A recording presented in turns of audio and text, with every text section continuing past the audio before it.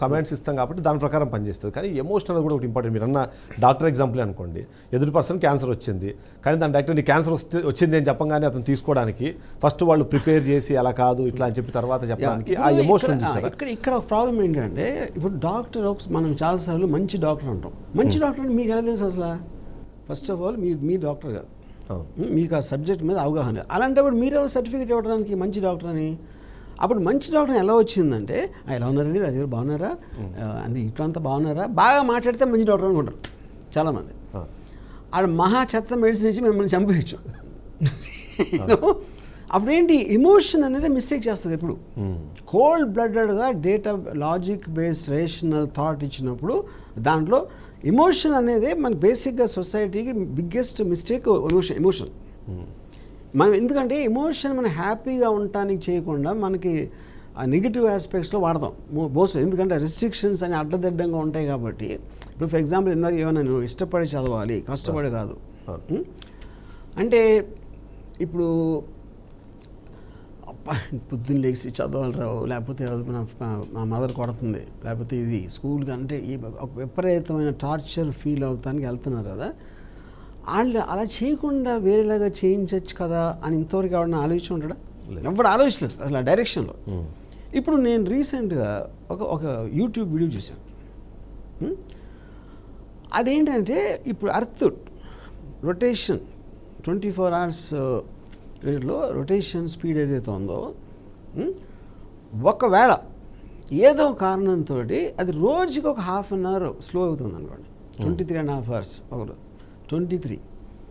ఇలా అయితే అసలు అర్త్లో ఎలాంటి చేంజెస్ వస్తాయి అని ఒక డాక్యుమెంటరీ, ఒక ఫిక్షనల్ డాక్యుమెంటరీ అది అందులో ఒక డ్రామా పెట్టాడు. ఆ డ్రామా పెట్టేటప్పటికి అసలు రొటేషన్ మూలాన గ్రావిటీ ఫోర్స్ ఎలా చేస్తుంది, ఏదేది పని చేయకుండా ఉండదు, ఏదేది ఎలాంటి ఎఫెక్ట్ వస్తుంది, డే లెంగ్త్ ఎక్కువైపోయి ఇది లేదండి ఏ పార్ట్స్లో ఎలా వస్తుందని 5-6 సబ్జెక్టులు చెప్తుంది. ఓకే, ఆ డాక్యుమెంటరీ. ఇదే ఇప్పుడు నేను వేరే సబ్జెక్టులో నేను కాలేజీలో చదివితే నాకు బోర్ పడుతుంది. అది అమ్మాయి మళ్ళీ ఇది గుర్తుపెట్టుకోవాలి, అదేంటి ఇదేంటి. ఇక్కడ మీకు డ్రమాటిక్గా మీ ఇంట్రెస్ట్ క్యాప్చర్ చేశాడు కాబట్టి అప్పుడేంటి, ఇలాంటి మెథడ్ పెట్టచ్చు కదా స్కూల్స్లో. వాళ్ళకి అమ్మ ఎందుకు అనే టీచర్ని వాళ్ళని తిట్టుకునే దగ్గర నుంచి అది భలే ఉంది నాకు తెలుసుకోవాలని ఆ టేప్ కూడా మన ఎడ్యుకేషన్ ఇన్స్టిట్యూట్ ఆలోచించట్లేదు. That's what I'm saying.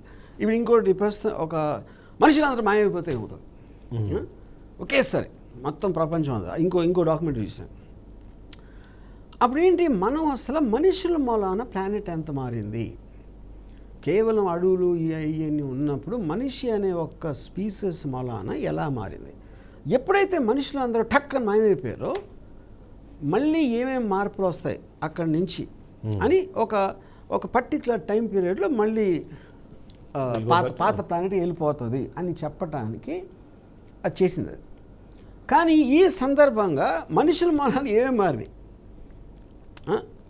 దాని తర్వాత ఎందుకు మళ్ళీ వెనక్కి వెళ్తుంది అనే దాంట్లో మీకు వచ్చిన నాలెడ్జ్ ఏ టెక్స్ట్ బుక్ చదివితే వస్తుంది అసలు? అది కష్టం, ఇంపాసిబుల్.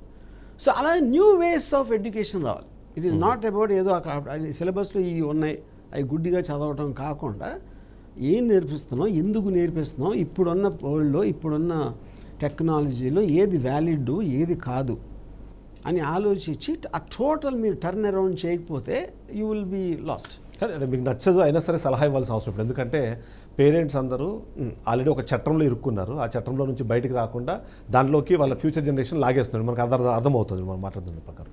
సో ఏంటి ఇప్పుడు పేరెంట్స్ ఎలా ఆలోచించాలంటారు? ఎందుకంటే ఆ ఒక సెట్ని ప్రిపేర్ చేసి ఉంచారు, దాన్ని ఫాలో అవుతున్నారు. పక్కకు వస్తే మళ్ళీ నా పిల్లలు ఏమవుతారో తెలియని పరిస్థితి ఉంది. బేసిక్గా మనుషులందరూ కూడా మెజారిటీ ఆఫ్ దెమ్ వాళ్ళు గుర్రెలు, వాళ్ళు బ్లైండ్గా ఫాలో అయిపోతారు. పేరెంట్స్ అని మీకు లేబుల్ ఇచ్చినంత మాత్రాన వాళ్ళకి బుర్ర ఉంటుంది, లేకపోతే వాళ్ళకి తెలుసు మీకన్నా వయసులో పెద్ద, ఎక్స్పీరియన్స్లో పెద్ద అనేది ఏం లేదు. ఎందుకంటే ఎప్పుడైతే మీరు బుర్ర లేని వాళ్ళు, ఇప్పుడు నేను ఫర్ ఎగ్జాంపుల్ 80 ఏళ్ల మూర్ఖుల్ని చూశాను, 20 ఏళ్ల జీనియస్లు కూడా చూశాను. సో దానికి దీనికి సంబంధం లేదు.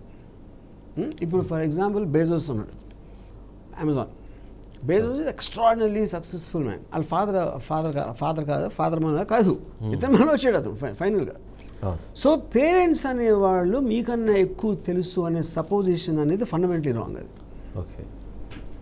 ఓకే, ఒకప్పుడు నడిచిపోయేది అది ఆ టైంలో.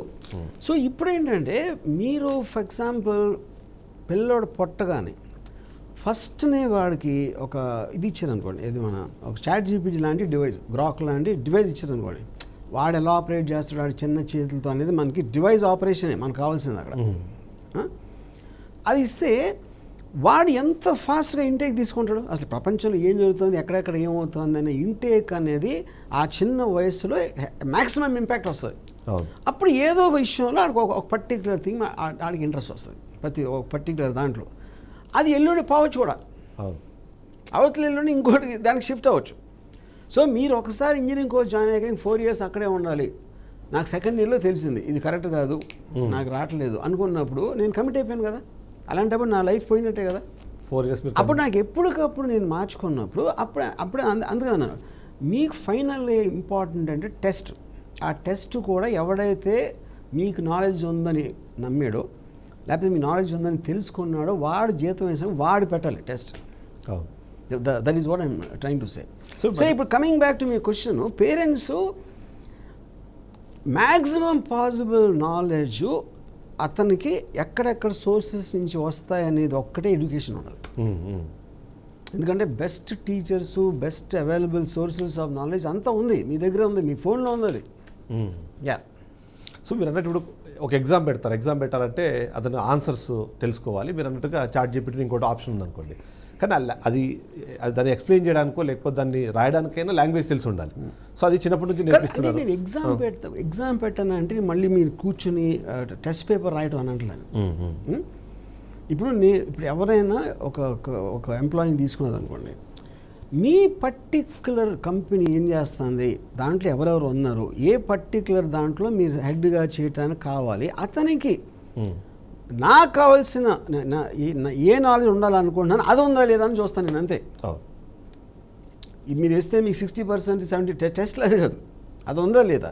దాంట్లో మీరు 5గురిని అడగచ్చు, దాంట్లో ఎవరు బెస్ట్ అని మీరు అనుకున్నారో అడిగవచ్చు ఉద్యోగం.